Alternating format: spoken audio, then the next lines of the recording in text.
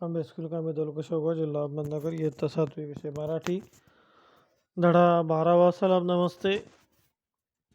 पान नंबर 55. आणि आज आपण पाहत आहोत प्रकट वाचन भाग 1. मी सचिन शिंदे सर आपणा सर्वांचं पुन्हा एकदा स्वागत करतो. तर या धड्याच्या लेखिका आहेत सुधा मूर्ती. तर सुधा मूर्ती यांचा जन्म 1950 साली झाला. या प्रसिद्ध लेखिका आहेत. वाईज अँड द अदरवाईज, सामान्यातले असामान्य, अस्तित्व, आजीच्या पुतळीतल्या गोष्टी, आयुष्याचे धडे गिरवताना, बकुळा गोष्टी, माणसांच्या इत्यादी पुस्तके प्रसिद्ध आहेत. प्रस्तुत पाठ हा पुण्यभूमी भारत या कथासंग्रहातून घेतला आहे. सुधामूर्ती यांच्या मूळ इंग्रजी कथासंग्रहांचा मराठी अनुवाद लीना सोहनी यांनी केलेला आहे. अत्यंत गरीब परिस्थिती असूनही माणुसकी, प्रामाणिकपणा, कष्टाळू वृत्ती, दुसऱ्यांच्या दुःखांविषयीची जाणीव इत्यादी गुण शेख महम्मद व त्याच्या मृत्यूच्या दारात उभी असलेली बहीण जुबेदा यांच्या ठायी दिसून येतात. प्रस्तुत पाठात लेखिकेने याचे अत्यंत हृदयस्पर्शी असे वर्णन केलेले आहे. तुमच्या परिसरामध्ये अशा गरजू, अनाथ, अपंग इत्यादी व्यक्तींसाठी काम करणाऱ्या ज्या व्यक्ती आहेत, अशा व्यक्ती व संस्थांची माहिती तुम्हाला मिळवायची आहे. तर आपण आजचं वाचन पाहणार आहोत. भाग 1चं वाचन आपण पाहणार आहोत. पान नंबर 55, धडा 12वा. सलाम नमस्ते. शेख मोहम्मदचं एक छोटंसं दुकान होतं. तो वह्यांची किरकोळीनं विक्री करायचा. दरवर्षी जून महिन्यात मी त्याच्याकडून मोठ्या संख्येनं वह्या विकत घेत असे. आम्ही त्या झोपडपट्टीतील शाळकरी मुलांमध्ये वाटत बसू. त्याचं दुकान आमच्या ऑफिसच्या जवळच होतं. दुकानाची जागा भाड्याची होती. शेख मोहम्मद फार संकोची स्वभावाचा होता. तो वह्या आणून आमच्याकडे पोहोचवायचा. आमचा चेक तयार झाला की आम्ही त्याला तसं कळवायचो. मग तो येऊन चेक घेऊन जायचा. एकदा असंच तो आमच्या ऑफिसात आला होता. त्यावेळी आम्ही सर्वजण मिठाई खात होतो. मी शेखच्या हातावर मिठाई ठेवली, पण त्यानं ती खाल्ली नाही. "का रे शेख, तुला मधुमेहाचं दुखणं वगैरे आहे का?" "नाही मॅडम." "खाऊ घरी न्यावं," म्हटलं. "घरात लहान मुलं आहेत. माझ्यापेक्षा त्यांनाच याची गोडी जास्त." "तुला किती मुलं आहेत?" मी विचारलं. "ती तेवढीशी मिठाई घरी जाऊन पुरली असती की नाही कोणास ठाऊक." "मॅडम, मला एक मुलगी आहे.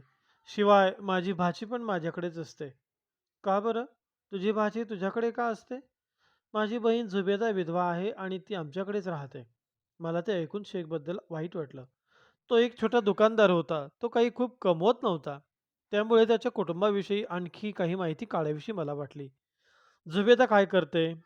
"ती उत्तम शिवणकाम करते. ती आणि माझी बायको अशा दोघीजणी मिळून घरी शिवण्याचा व्यवसाय करतात. अल्लाची मेहरबानी आहे. आमचं छोटंसं भाड्याचं घर आहे. आम्ही समाधानी आहोत." त्याचं ते उत्तर माझ्या हृदयाला स्पर्श करून गेलं. आजकालच्या जगात समाधान हा शब्द तसा दुर्मिळ झाला आहे.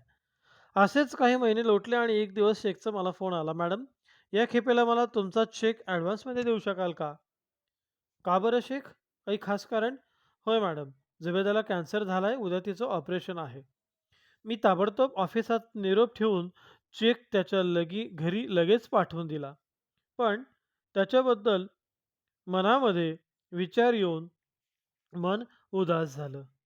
त्या ऑपरेशनचा खर्च भरपूर येणार होता. ती रक्कम जमा करण्यासाठी शेखची नक्कीच खूप धावपळ चालू असणार, पण तरीही त्यानं माझ्याकडे पैसे मागितले नव्हते. अनुभवानं मला बरंच काही शिकवलंय. आपल्या स्वतःच्या हिऱ्याच्या कुड्या पर्समध्ये लपवून गोरगरिबांसाठी निधी गोळा करायला आलेल्या बायका मी पाहिलेल्या आहेत. आपल्या मुलांना शिष्यवृत्ती मिळावी म्हणून ती मुलं अनाथ असल्याचं सांगताना चांगल्या सधन कुटुंबातल्या आईवडिलांना मी पाहिलंय. कितीतरी माणसं फाउंडेशनकडून मदत पदरात पाडून घेण्यासाठी आपल्या आईला निराधार ठरवून मोकळी होतात. हेही मी पाहिलंय.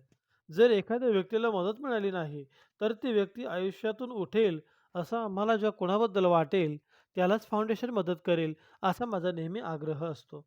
मी शेखला फोन केला. "शेख, मला एक सांग, या ऑपरेशनच्या पैशांची काय व्यवस्था केली आहेस तू?" "मॅडम, मी जुबेदाची आणि माझ्या बायकोचे सगळे दागिने विकले आहेत. शिवाय बँकेकडूनही थोडंसं कर्ज घेतलं आहे." "शेख, तू आम्हाला का नाही मदतीसाठी विचारलंस?" "मॅडम, मला निदान एवढं तरी परवडतंय. पण आणखी कित्येक लोक आमच्याहूनही गरीब असतात. माझ्यापेक्षा त्यांना तुमच्या मदतीची जास्त गरज आहे." त्याचं ते उत्तर ऐकून मन हेलावलं. जास्त काही न बोलता मी त्याला दुसऱ्या दिवशी हॉस्पिटलची सर्व कागदपत्र घेऊन येण्यास सांगितलं. मी त्याला पुढे काही बोलायची संधीच दिली नाही. दुसऱ्या दिवशी सकाळी सगळी कागदपत्र घेऊन तो ऑफिसात आला. मी त्याला थोडा वेळ थांबायला सांगितलं. सगळी कागदपत्र नीट तपासून पाहिली आणि नंतर त्याला 50,000चा चेक लिहून दिला. धन्यवाद. पुढच्या तासाला आपण भाग 2 सलाम नमस्ते या धड्याचं प्रकट वाचन